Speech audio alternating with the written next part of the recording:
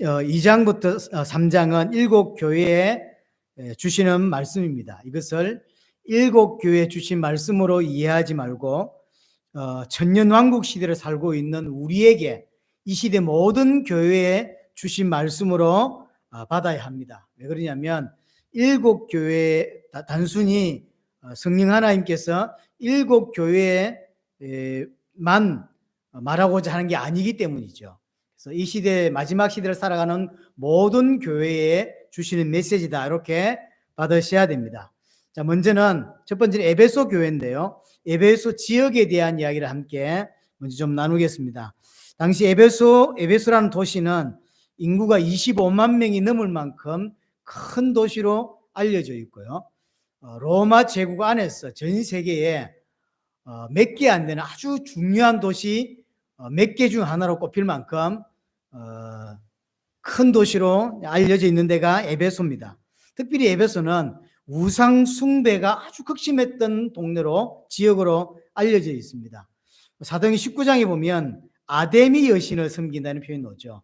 정확히 말하면 아르테미스 신전이라고 들어보시는지 모르겠는데 아르테미스 신전을 의미합니다. 이 아르테미스 신전인 인터넷 쳐보시면 고대 7대 불가사의 건물 중 하나로 들어가요. 그만큼 크고 굉장한 건물입니다. 그런 신전이 있던 동네가 에베소입니다. 길이가 130m, 넓이가 67m, 높이가 18m, 기둥이 127개나 되는 그런 큰 신전이 있었던 거기가 에베소고요. 또 로마 황제가 전 세계에 다스리는 도시들 안에다가 황제를 숭배할 수 있는 신전들이 많이 세워져 있는데 에베소 안에만 6개가 있어요. 그러니까 로마 황제 숭배의 중심지가 이 에베소고요. 사도행전 19장에 보시면 마수라는 사람들이 나오고 그 마수라는 사람들 중에서 복음을 받고 그 마술책을 다 불태웠는데 그게 은 5만이나 됐다 그러죠. 그러니까 얼마나 우상 숭배가 그러니까 세계적인 아데미 신을 섬기는 걸 비롯해서 그 다음에 황제 숭배, 그다음 마수라는 사람 이런 사람들이 어마어마하게 많았던 도시 그게 에베소예요. 그 신전에는 뭐가 있냐면 사제들이 있죠. 그 사제들은 다 창기입니다. 창녀예요. 남자 창기도 있고 여자 창녀도 있고 기록에 보니까 수천 명에 달했다 그랬어요. 수천 명이. 그만큼 우상 숭배가 심하고 우상 숭배와 함께 항상 따라오는 게 이런 음란과 타락의 문화가 그만큼 따라오는 거죠. 그런 도시가 에베소입니다. 여기다가 이 에베소는 항구를 끼고 있고 강을 끼고 있어요. 그래가지고 무역 중심, 소아시아 전체에서 상업의 중심지, 무역의 중심지였습니다. 수많은 사람들이 왔다 갔다 했죠. 사도행전 19장을 보면 유대인들도 꽤 많이 살고 있었습니다. 아마 장사를 유명한 동네니까 그렇게 했죠. 그래서 해당도 있을 만큼 유대인들의 그런 지역이 에베소입니다. 이런 분위기 속에서 에베소 교회가 세워졌고 그 속에서 신앙생활을 하고 있었던 거죠. 우리가 볼 수 있는 에베소의 어떤 모습들은 그 교회의 모습들은 사도행전 18장, 19장, 20장 그 정도가 에베소 교회에서의 대부분입니다. 18장 말미에 마지막 부분에 바울이 2차 전도의 마지막 부분을 갔던 데가 에베소고 그래서 거기에서 이제 제자를 찾고 하죠. 그리고 이제 안디오로 돌아왔다가 막바로 3차 전도 여행에 순회하면서 핵심 포인트 3차 전도 여행의 핵심 지역이 에베소였죠. 잘 아는 대로 2년 동안 제자들에게 매일 2년 동안 말씀을 가르쳤다고 되어 있죠. 그 결과로 어떤 일이 벌어졌냐면 아시아 전역, 에베소뿐만 아니라 아시아 전체, 소아시아 전체에 아무도 복음을 듣지 않은 사람이 없을 만큼 유다인이나 헬라인이나 다 주의 말씀을 듣더라라고 되어 있죠. 그런 큰 역사가 일어났던 데가 사실은 에베소죠. 우상 숭배가 그렇게 심함에도 불구하고 바울과 그 제자들의 중심으로 해서 아시아 전체에 복음을 다 전해봤던 그런 역할을 했던 교회가 바로 에베소 교회고요. 마지막에 이제 3차 전도여행 마무리하고 에베소를 떠났다가 밀레도에서 내가 여기가 마지막이겠다는 생각을 했는지 바울이 에베소의 장로들을 밀레도로 초청을 하죠. 그리고 거기서 메시지를 나누고 마지막에 보면 무릎 꿇고 기도하고 같이 부둥키 안고 입 맞추고 울었다라고 되어 있죠. 그러니까 바울은 자기 많은 사역 중에서 아마 에베소 교회에 대한 어떤 굉장한 애정이 확실히 있었던 것 같아요. 그래서 떠날 때 내가 오늘 다시는 에베소 교회로 못 올 거다라는 생각을 했던 것 같아요. 그러니 에베소 교회를 장로를 불러달라 그러고 그 장로들이 오니까 멀지 않거든요. 에베소에서 밀레노는 많이 멀지 않습니다. 불러서 같이 밤새 메시지 나누고 기도하고 무릎 꿇고 회개하고 함께 울었어요. 부둥키 안고. 그리고 이제 예루살렘으로 복귀하고 잡혀가 2년 동안 있다가 결국 이제 로마로 가게 되고 나중에 로마에서 순교하게 되죠. 다시는 에베소 교회를 가보긴 했죠. 나중에 가기는 결과적으로는. 여하튼 그런 에베소에 대한 마음이 많이 갖고 있던 부분이고요. 바울이 떠나고 나서 나중에 디모데, 그 다음에 아볼로, 나중에 사도 요한이 감독으로 목회자로 있었던 데가 에베소 교회죠. 지금 보면 참 혜택을 많이 받았던 바울과 브리스가 부부가 정말로 중심으로 도왔던 교회고 아시아 전역에 복음화를 해봤던 교회고 나중에 아볼로라고 하는 초대교회의 가장 뛰어난 신학자죠. 아볼로가 담임으로 와 있었고 나중에 디모데, 바울의 가장 큰 제자 디모데가 마지막에는 사도 요한이 사역자로 와 있던 교회가 에베소 교회. 참 축복을 많이 받은 교회라고 볼 수 있습니다. 이 에베소 교회에 하나님이 요한을 통해서 이제 계시하시고 말씀을 줍니다. 개인적으로 볼 때 반모섬에서 요한이 계시를 받을 때 아마 깜짝 놀라지 않았겠나. 자기가 마지막에 사역했던 교회가 에베소 교회잖아요. 근데 에베소 교회에 대한 메시지를 하나님이 주는 거죠. 자기가 사역했던, 얼마 전까지 자기가 사역했거든요. 얼마나 놀랬겠어. 근데 내용이 두 가지란 말이에요. 하나는 책망이고 하나는 칭찬인데 자기가 평생 어떤 면에서 목숨 바쳐 사역했던 그 교회에 대해서 하나님이 이렇게 말씀하시는 것에 대해서 아마 많이 놀라지 않았겠나 그런 생각을 합니다. 자, 첫 번째로 1절에 보시면 에베소 교회 사자에게 편지한다. 말씀드렸지만 이 사자는 목사가 아닙니다. 목사로 보면 애매하고요. 목사가 아니고 에베소 교회 성도들을 말하는 것이라고 이야기했고요. 자, 오른손에 있는 7별을 붙잡고 있고 7 금촛대 사이를 거니시고 있다라고 이야기를 하죠. 7별을 붙잡고 있다. 굳이 왜 이 말씀을 하셨을까 할 때 에베소 교회, 에베소 지역도 아시아 전체를 대표할 만한 지역, 도시였고요. 예를 들어서 대한민국 이러면 서울이잖아요. 그거 비슷한 거예요. 소아시아 전체에 많은 교회가 있었겠지만 대표 교회가 이 에베소 교회예요. 그러니까 아볼로, 디모데, 그 다음에 바울, 이런 사도 요한 같은 사람, 이런 사람들 다 사역했던 데가 거기거든. 그러니까 대표할 만하죠. 근데 대표할 만한데 그 에베소 교회 주권이 그 요한에게 있냐, 바울에게 있냐 이 말이에요. 하나님께 있다, 그리스도께 있다라는 걸 강조하기 위한 거예요. 교회의 주권은 하나님께 있는 것이고 그리스도에게 있는 것이지 목사에게 있는 게 아닙니다. 그렇죠? 하나님이 붙잡고 있는 교회가 진짜 교회인 것이고 그 교회 하나님이 붙잡고 있는 거예요. 그래서 여기 붙잡고 있다라고 하는 단어가 크라톤이라는 단어인데 완전히 딱 장악한 거, 완전히 붙잡는 걸 말합니다. 그리스도께서 당신의 진짜 교회는 이렇게 정확하게 붙잡고 있고 장악하고 있다라고 하는 이야기인 것이고요. 또 1절에 보면 1장에서는 7 금촛대 사이에 계신다라고 했는데 오늘 본문에서는 뭐라고 표현하고 있냐면 7 금촛대 사이를 다니시고 계시죠. 거니시죠. 이것 또한 하나님의 주권과 함께 통치를 설명해 주는 거예요. 앞에서는 그냥 교회에 계신 것처럼 설명했지만 여기서는 그 교회 사이를 왔다 갔다 하시고 거니시죠. 하나님의 주권 또 통치를 설명하는 겁니다. 교회는 온전히 하나님의 것입니다. 누구의 것도 아닙니다. 목사의 것도 아니고 당의 것도 아니고 이름의 것도 아닙니다. 우리의 교회지만 나의 교회지만 주인은 예수 그리스도예요. 우리가 될 수가 없습니다. 그래서 모든 판단 기준이 여기에서 사실 나와야 되는 것이고요. 그래서 뭘 기억해야 되냐면 에베소 교회가 에베소 전체를 그 소아시아 전체를 복음화 해봤잖아요. 그게 누가 한 거냐고요. 그게 주님이 하신 거예요. 이 부분을 강조하고 싶은 거예요. 왜냐하면 지금까지 교회사 안에서 에베소 교회만큼 역할을 한 교회가 있을까 싶을 만큼 어떤 지역의 한 지역을 복음화 해봤다고요. 바울 중심으로. 근데 그게 누가 한 거다? 바울이 한 게 아니에요. 요한이 한 게 아니라니까요. 주님이 하신 거예요. 이 시대 교회가 많이 생각해야 됩니다. 지금 많은 교회들이 복음을 놓치면서 타락하고 하면서 나타나는 것 중에 하나가 이런 거예요. 주권이 하나님께 있다는 생각을 안 하는 거죠. 모든 사람이 다 반대하는데 자기의 아들을 교회에 물려준다든지 이런 것도 생각을 해봐야 돼요. 물론 하나님이 원하시면 그렇게 할 수 있습니다. 저는 그래서 꼭 안 물려줘야 된다, 그것도 아니고요. 꼭 물려줘야 된다, 그것도 아니에요.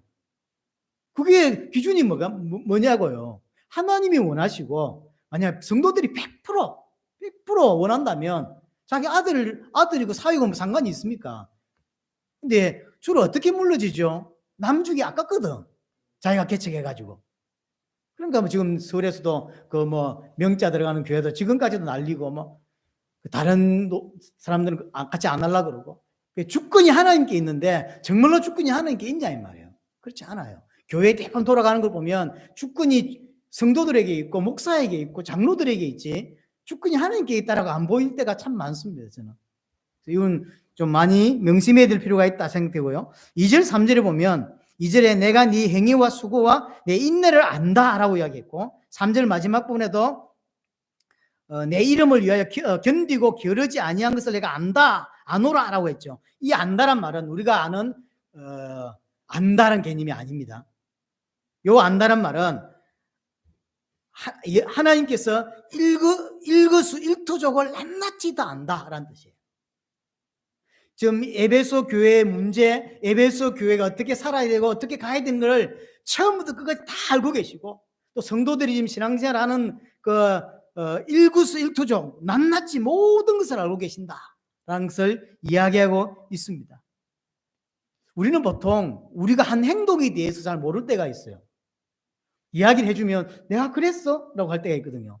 그러니까 내가 한 행동도 난 잘 모를 때가 있어요. 그게 그런 행동인지도 몰랐고 뭐 했는지도 모를 때가 있잖아요. 하나님은 어느 정도냐면 내가 한 모든 것을 알고 계시고 내 모든 생각을 다 알고 계신 것이죠. 그뿐만 아니라 2절에 말한 대로 내 행위와 수고와 인내를 안다. 뭔 이야기를 하고 싶은 거냐면 너희의 영적 상태, 영적인 생활을 정확하게 알고 있다라는 거예요. 기억하셔야 돼요. 하나님은 지금 우리의 모습, 우리의 생각, 우리의 영적 상태를 정확하게 알고 있습니다. 아시기 때문에 하나님이 주시는 게 뭐냐면 말씀이에요. 오늘 에베소 교회에 하나님 말씀을 주시잖아요. 정확하게 아시고 정확하게 답을 주시는 거죠. 지금도 마찬가지입니다. 이 하나빛 교회가 정말로 하나님의 교회고 하나님의 주인이 맞다면 하나님은 반드시 강단을 통해서 꼭 필요한 이야기를 그 성도들에게 꼭 맞는 이야기를 항상 주시게 돼 있어요. 그게 중요한 거예요, 사실은. 그래서 사도행전 4장 12절 13절에 보면 하나님의 말씀은 마음과 생각을 판단하신다라고 해요. 그래서 하나님의 말씀을 정확히 받으면 마치 만물이 벌거벗은 것처럼 정확하게 알게 돼 있어요. 이게 하나님의 말씀의 특징입니다. 말씀을 받을 때는 반드시 두 가지 반응이 나옵니다. 하나는 말씀이 하나님이기 때문에 말씀을 받으면 찔림이 오는 사람이 있고요. 찔리기 때문에 하나님께 무릎 꿇고 하나님 어떻게 할까요? 라고 회개하고 돌이키는 자가 생기죠. 이 사람은 성도입니다. 그러면 교회 안에 다 그러냐? 그렇지 않습니다. 무슨 말인지도 못 알아듣고 알아들어도 하나님을 대적하는 쪽으로 나오는 사람도 있죠. 그는 나중에 말하겠지만 기 없는 자죠. 그래서 기 있다라고 한 이야기를 하잖아요. 기 없는 사람이 어디 있어요? 기가. 근데 그 말이 아니에요. 그 말이 아니라 성도란 이야기예요. 기가 있다는 이야기는 하나님의 말씀을 들을 줄 안다는 이야기고 들을 줄 아는 자는 성도입니다. 구원받지 못한 자는 못 알아듣습니다. 아무리 이런 이야기를 해도 안 들립니다. 안 들릴 뿐만 아니라 혹시 들려도 육신적으로 이해하게 돼 있어요. 육신적으로 이해하기 때문에 대적하는 일을 벌여요. 하지만 진짜 성도는 말씀이 꽂히면 회개하게 돼 있고 무릎 꿇게 돼 있고 그래서 하나님께 한탄하면서 돌이키게 되어 있습니다. 말씀을 주시는 이유도 그 때문이죠. 돌이키라고 하는 거죠. 자, 본론으로 들어가서 에베소 교회 칭찬을 2개 하셨고 또 책망을 하나 하시죠.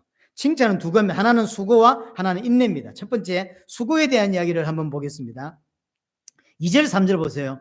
내가 네 행위와 수고와 내 인내를 안다. 정확히 알고 있는 거죠. 또 악한 자를 용납하지 아니한 것과 자칭 사도라는 하되 아닌 자들 시험하여 그의 거짓된 것을 네가 드러낸 것과 그렇죠.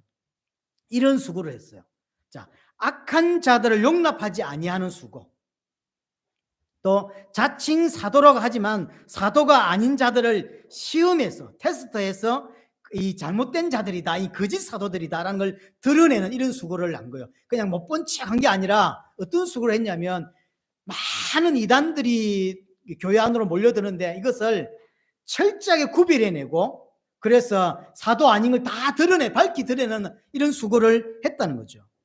소아시아 지역, 에베소뿐만 아니라 이제 골로새서, 그다음에 요한 1, 2, 3서, 에베소서 이런 데가 다 비슷합니다. 아주 성경 읽어보시면 에베소서, 골로새서, 요한 1, 2, 3서에 다 비슷비슷한 이야기가 뭐냐면 소아시아 지역의 가장 큰 문제 중에 하나가 뭐냐면 순회를 하면서 다니는 자칭 사도라는 사람들이 있는 거죠. 이게 거짓 선지자입니다. 이게 사실 이단이에요. 이 사람들과의 어떤 싸움들 때문에 소아시아는 많이 어려움을 당했습니다. 2절에 보면 이 사람들을 거짓 선생이라고 말했고 악한 자다라고 말했어요. 악한 자입니다. 이런 사람들이 막 순회하고 다니면서 이제 자기 나름대로 복음을 전하는 거죠.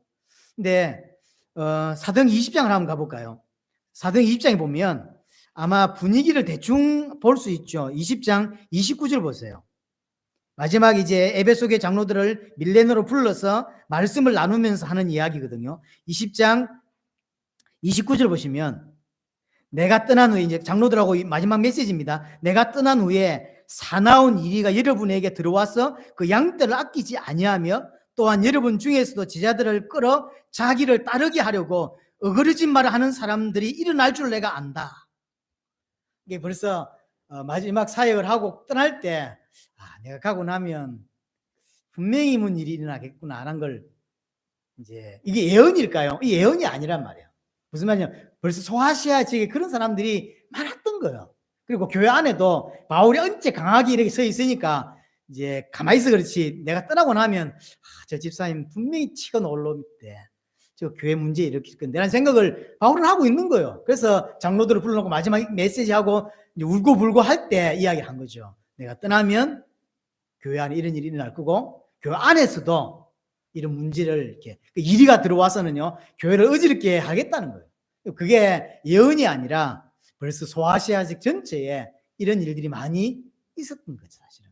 그래서 그 마지막에 이런 이야기를 하는 거죠. 근데 이런 일들이 이제 교회 안에 역시나 일어났죠. 그러니까 2절에 보면 오늘 2절에 보면 그 악한 자들을 용납하지 않았대요. 이게 참 잘한 거죠. 그냥 모른 척 하거나 안 했다는 거죠. 용납하지 않았단 말은 정확한 헬라어로 말하면 견디지 못하여라는 뜻이에요. 그러니까 지금 교회 안에 이상한 사람들이 좀 들어온 거죠. 신천지 한번 들어왔는데 그냥 사랑으로 덮은 게 아니라 용납이 안 되는 거예요. 거짓말하는 것들을 용납이 안 돼서 울분을 참지 못해서 딱 이게 정확하게 말하고 못 알아들으면 내보내는 거죠. 이런 일을 아주 잘했다는 거죠. 이게 예수님의 칭찬 첫 번째예요.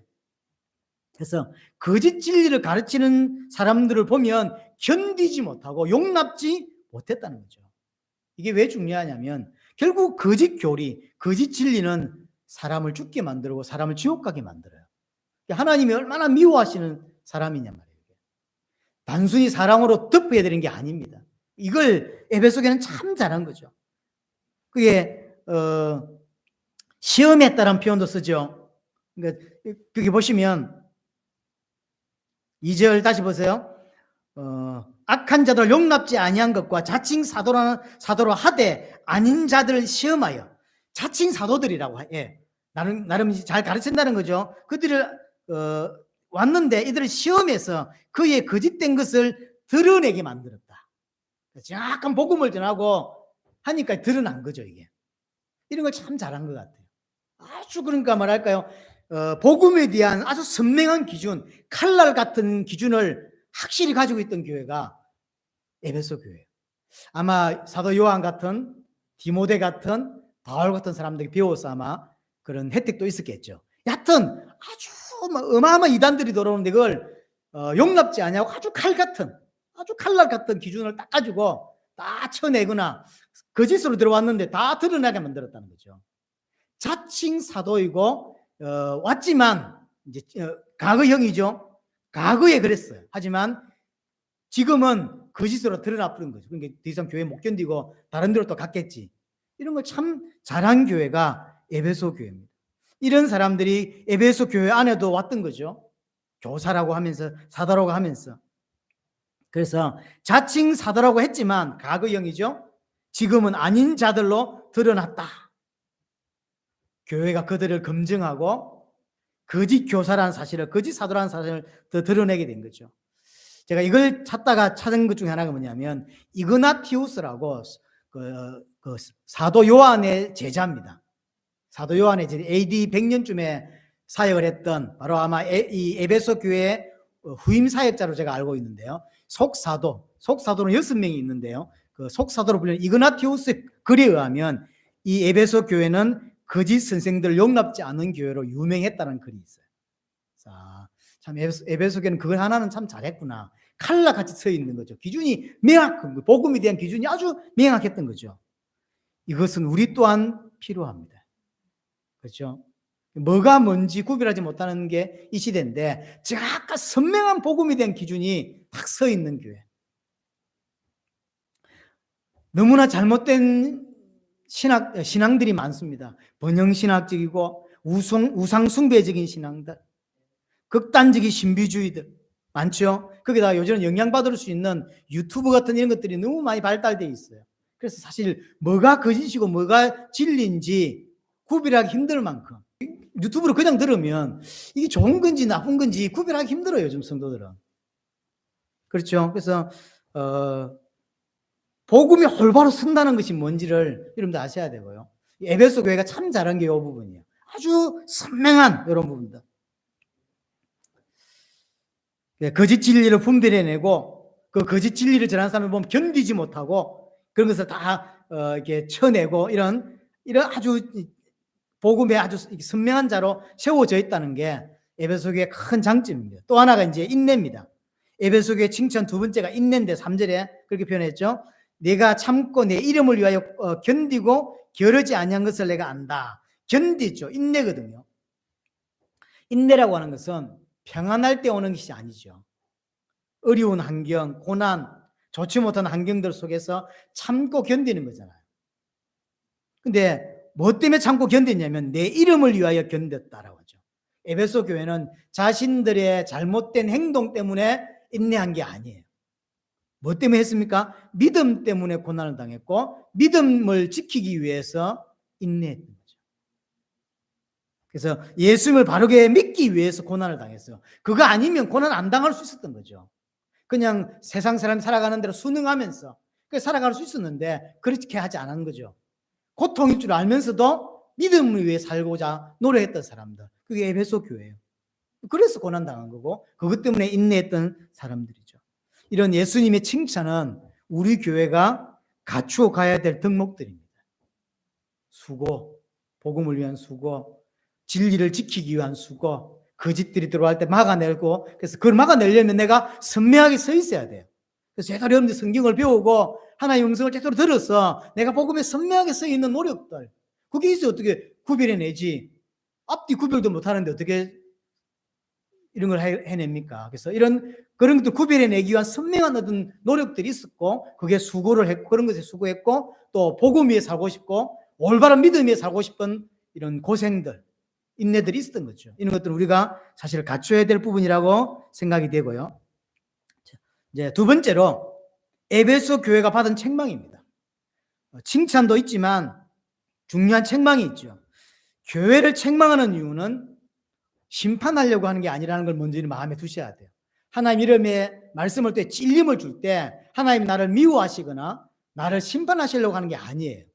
반대죠. 나를 살리기 위해서, 나를 이 땅에서 승리하는 자로, 이기는 자로 만들기 위해서, 다른 말로 하면 깨닫고 회개하는 자로 세우기 위해서 책망하시는 것입니다.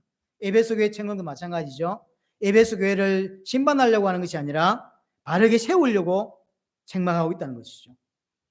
하나님은 살아계신 하나님이시기 때문에 말씀을 통해서 성도들에게 책망할 때가 있습니다.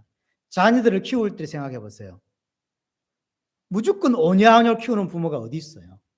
어떨 때는 야단도 치고 어떨 때는 칭찬도 하고 뭐 이렇게 하잖아요. 똑같은 거죠. 우리 하나님은 살아계신 하나님이시기 때문에 여러분들이 신앙생활하는 중에 어떨 때는 위로도 칭찬도 이런 은혜도 받지만 반대로 반대의 은혜도 받죠. 하나님께서 내게 꾸짖고 책망하실 때도 있고 마음이 너무 아플 때도 있습니다. 있어야 돼요. 그게 살아있는 신자예요. 여러분들 1년 내내 교회 오면서 신앙생활 하는데 한 번도 찔림이 없고 한 번도 그런 게 없다? 위로만 받는다? 그거 천국일 건데 그러면. 여러분 새하늘 새 땅에 벌써 갔었어야 돼요. 그렇지 않습니다. 여러분들 저도 성경 읽으면서 이렇게 찔리고 부끄럽고 없을까요? 너무 많습니다. 여러분들 설교 듣고 말씀을 읽을 때 찔림이 올 때가 많아야 돼요. 그게 정상입니다. 그게 성장하는 과정 속에 있기 때문이요. 오늘 하나님께서 에베소 교회에 그렇게 책망을 하시는 거죠. 우리를 멸망에 빠지지 않고 성장하고 하나님 백성답게 만들기 위해서 그렇게 책망의 말씀을 주십니다. 자, 책망의 내용이 뭐냐면 4절에 이야기합니다. 너를 책망할 것이 있나니 너희의 처음 사랑을 버렸느니라. 첫 사랑을 버렸다. 처음 사랑을 버렸다. 이게 책망의 내용입니다. 여기서 이제 궁금한 게 뭐냐면 그래서 처음 사랑이 뭐냐는 거예요.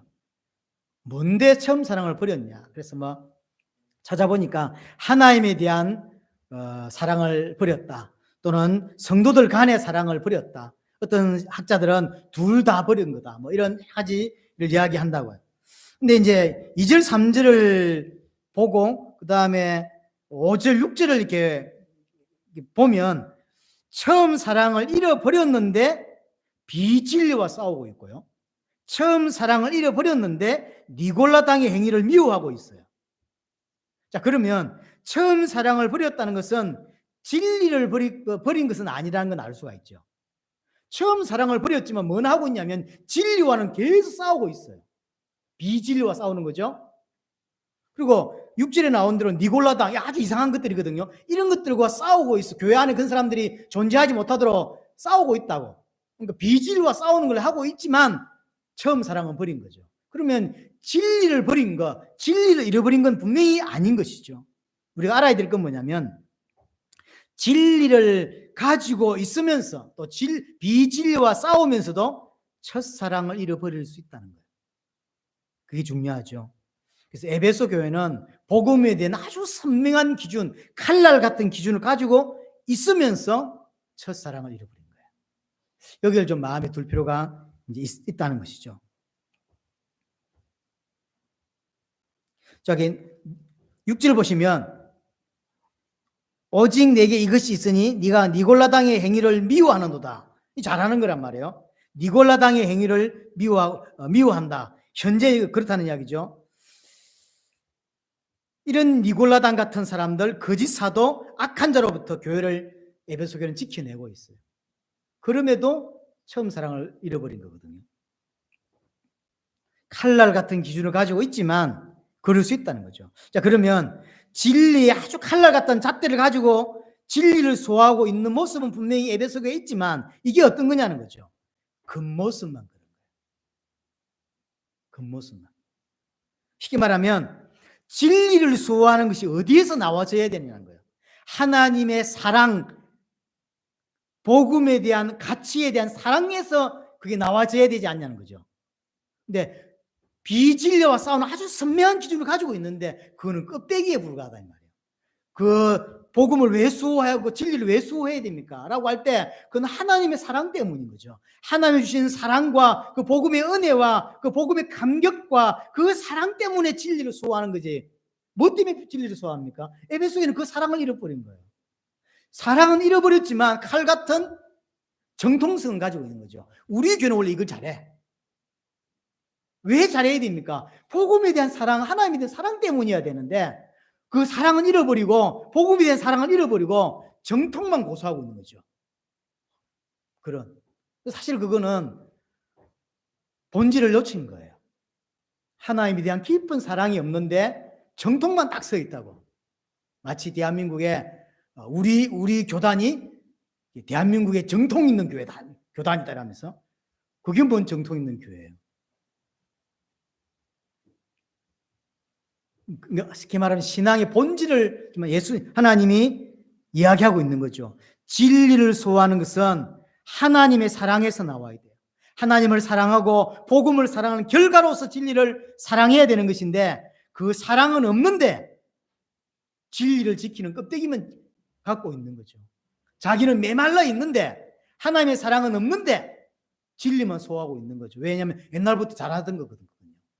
배운 것도 있고. 진리를 지키고자 하는 것이 사랑의 결과에서 나와야 되는 거거든요. 복음을 사랑하는 마음에서 나왔는지 아니면 우리 행동도 마찬가지입니다. 어떤 행동을 할 때 옳고 그름 이전에 저게 정말 복음을 사랑하고 교회를 사랑하기 때문에 저 말을 하는 건지 아니면 원래 그런 사람이기 때문에 그런 말을 하는 건지 다른 거잖아요. 우리가 신앙생활 할 때 그래서 무조건 옳고 그름이 중요한 게 아니에요. 저 사람이 저 옳은 말을 왜 했냔 말이에요. 자기의 위신을 세우기 위해서 한 겁니까? 아니면 진짜로 교회를 사랑하고 진짜로 복음을 사랑하기 때문에 우리 하나비교회를 지키내고 싶다라고 하는 그 충정에서 그 마음에서 저 말을 했느냐 아니면 기분이 나빠가지고 원래 투덜거리는 사람이기 때문에 그 말을 했냐. 같은 말이지만 달라요. 신앙생활도 마찬가지. 그렇죠? 신앙생활 또 거짓과 진짜가 모습이 비슷한 게 많습니다.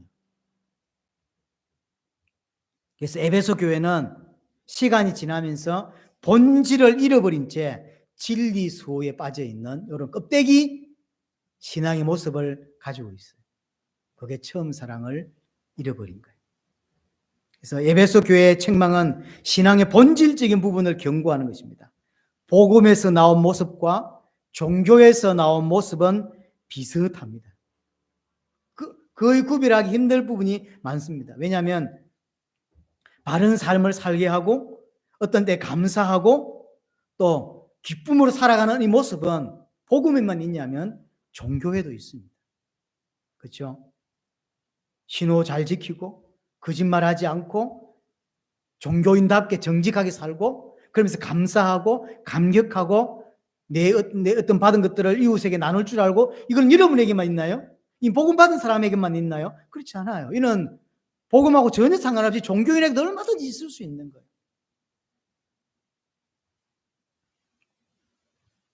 그런 삶이 나올 수밖에 없는 근본이 어디냐 이 말이에요. 근원이 어디냐 이 말이에요. 그게 하나님의 사랑, 복음에 대한 사랑, 그 복음에 대한 감격. 거기 나오는 거예요. 내가 받은 복음이 너무 가치 있으니까 사랑을 베풀기도 하고 이웃을 섬기기도 하고 그러는 게 아니냐 말이에요. 그걸 지키고자 그 은혜를 지키고자 진리를 수호해야 되는데 그 하나님의 사랑은 잃어버린 채 하나님의 첫사랑을 잃어버린 채 복음에 대한 감격은 사라져버린 채 진리만 수호하고 있는 껍데기. 남들 볼 때는 율법주의자처럼 보일 가능성이 크죠. 암만 해도. 우리가 그런 좋은 행위를 하게 되는 근원이 어디냐 그 말인 거예요. 그리스도께서 내게 주신 하나님께서 내게 주신 은혜와 사랑에 감사하고 감격해서 나왔느냐 아니면 다른 데서 나왔느냐. 분명히 도덕적이고 종교적인 생각에서도 분명히 나올 수 있다는 거예요. 그래서 겉모습 보고는 사실 잘 모릅니다. 은혜 충만해서 나온 삶인지 종교 충만해서 나온 삶인지. 그렇죠. 하나님의 살아계심을 깨닫고 너무 많은 은혜를 받은 중에 그 삶이 나왔는지 아니면 종교적으로 나온 건지 우리는 구별하기 힘들어요. 근데 하나님은 안다. 이 두 모습이 똑같습니다. 하지만 하나님은 알고 계시다는 거죠. 하나님의 은혜로부터 터져 나온 삶이 있고요. 내 의를 세우기 위해서 나온 삶이 있습니다. 다 분명히 다릅니다. 내 의를 위해서 나온 삶은 결국 하나님을 대적하는 삶이에요. 모습은 똑같지만 완전 다른 반대 삶이 되는 것이고 한 사람은 자신을 부인하고 자기 십자가를 지는 삶이지만 또 다른 하나는 남을 판단하는 칼날로서 나오죠. 에베소 교회는 바로 그런 거예요. 껍데기는 남아있고 지식은 남아 있어서 아주 칼날 같은 기준은 가지고 있었지만 껍데기만 남아 있는 그런 모습이 에베소 교회. 참 안타깝죠. 이 이야기를 들었을 때 사도 요한은 마음이 어떨까요? 저희가 후반부 평생 아니죠. 후반부 생명그릇 사역했던 교회에 대한 이야기를 이렇게 예수님이 해주셨을 때 마음이 한 부분은 참 많이 좋았겠죠.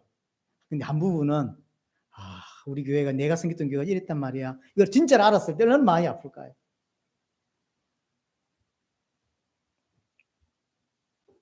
남 판단하기 좋아하는 칼날로만 남아있는 에베소 교회의 모습. 교만한 거죠.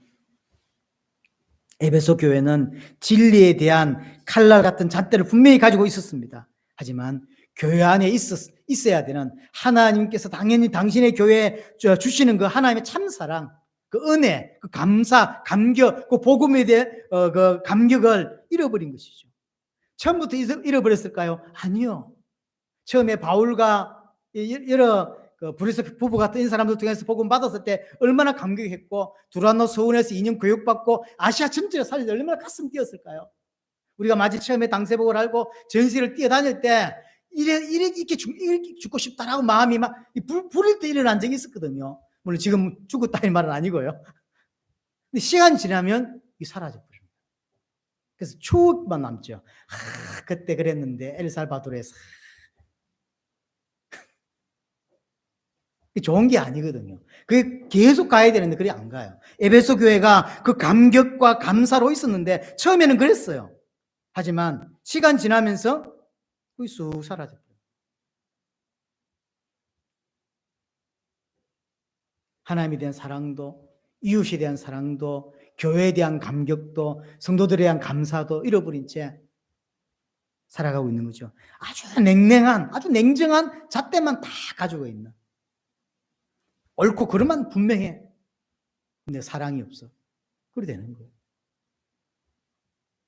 마태복음 24장 12절에 보면 분명히 마지막 때에 불법이 성한다고 하죠. 사랑이 식어간다고 분명히 이야기를 합니다. 신앙의 본질은 상실한 채 기독교라고는 껍데기만 남을 수 있다는 거예요. 기억해야 합니다.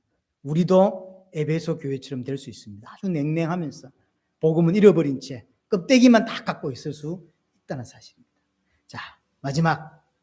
그럼 어떻게 해야 되겠습니까? 라는 거죠. 어떻게 해야 되겠습니까? 5절에 분명히 이야기를 합니다. 그러므로 어디서 떨어졌는지를 생각하고 회개하여 처음 행위를 가지라.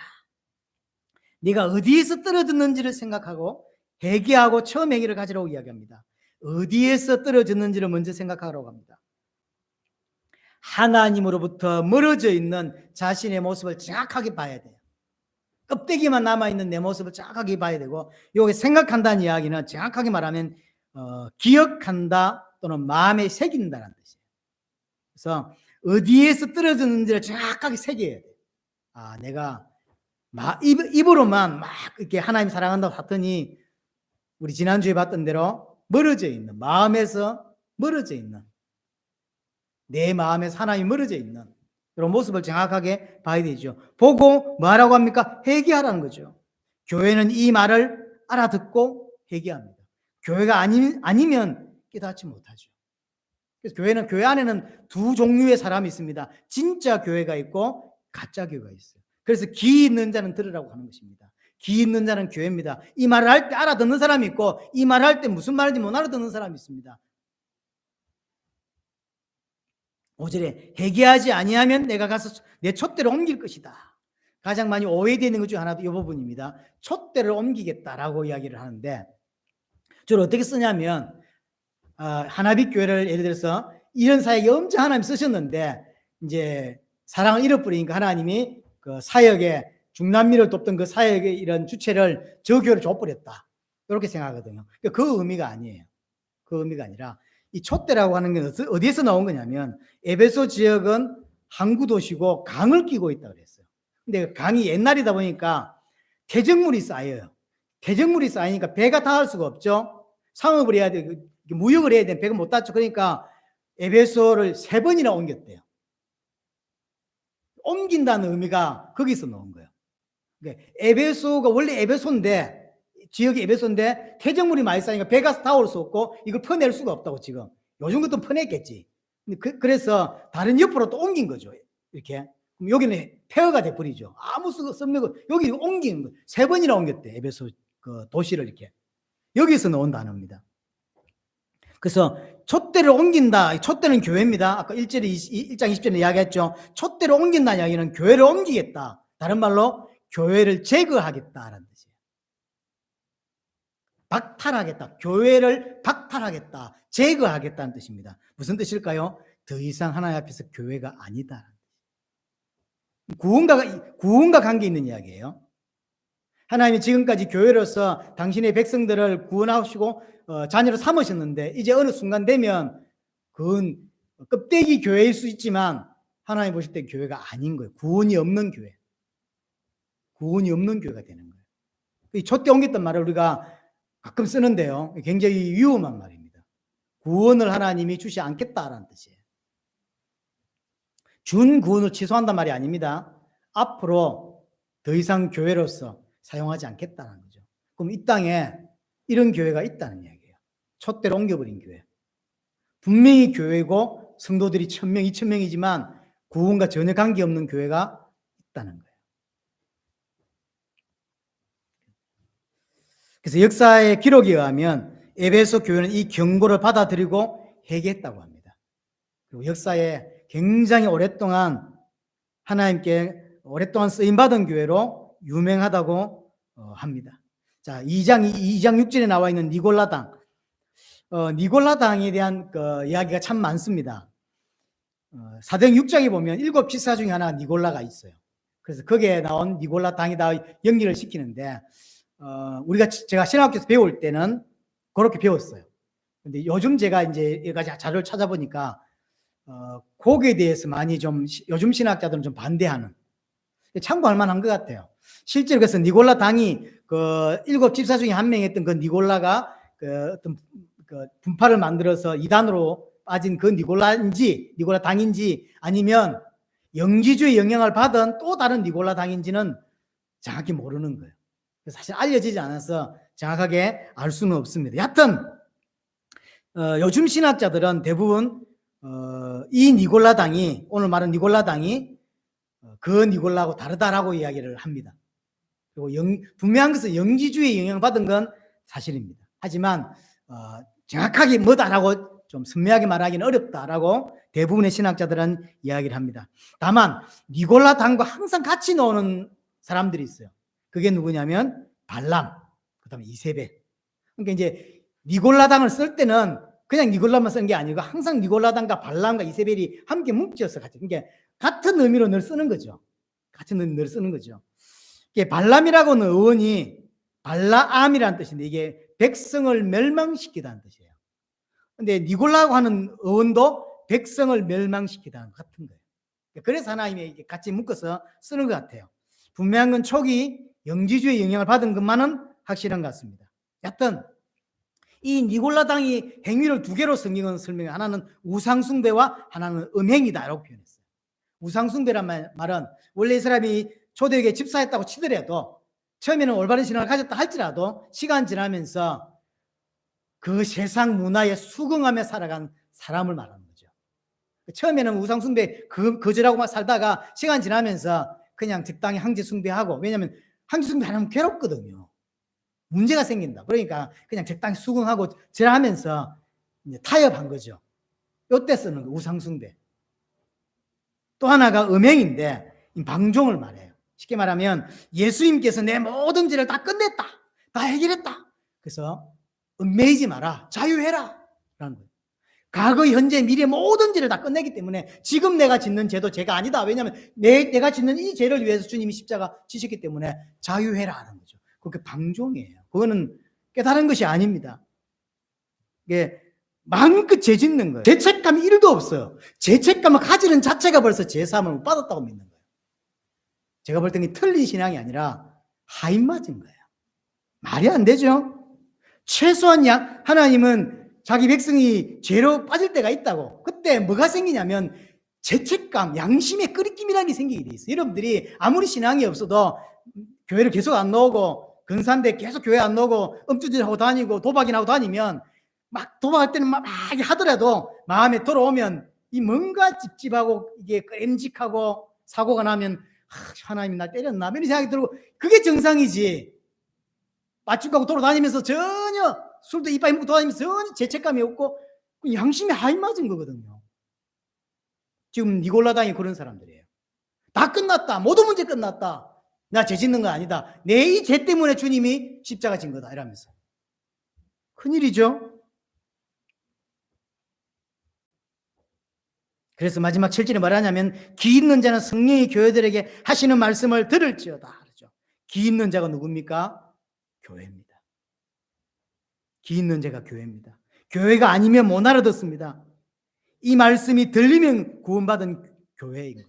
이 말씀이 안 들리면 이해가 안 되면 아직 구원을 못 받은 것입니다.